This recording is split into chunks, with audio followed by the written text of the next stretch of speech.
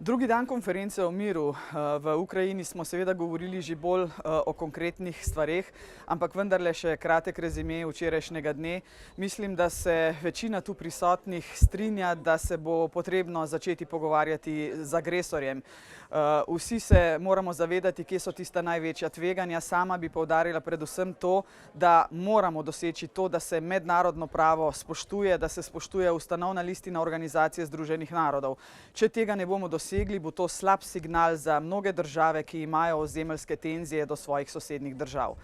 Sama sem danes sodelovala na panelu o humanitarnem pravu in največji poudarek v dveurni razpravi je bil seveda na 19.000 ukrajinskih otrokih, ki so jih Rusi dobesedno ugrabili in Ukrajina danes ne ve, kje so. Mislim, da je čas, da bolj pospešeno in poglobljeno začnemo delati na vrnitvi teh otrok, namreč vsak dan izgubljen za te otroke je preveč. Kako in na kakšen način se bodo ti otroci spet lahko vključili nazaj v ukrajinsko kulturo, si ne znam predstavljati. Težak proces bo to tudi za matere in očete, ampak Slovenija se je pridružila koaliciji za vrnitev teh otrok in tudi sama bom poskušala na tem področju narediti maksimalno, kar se da. Na kratko sva danes govorila tudi s predsednikom Zelenskim.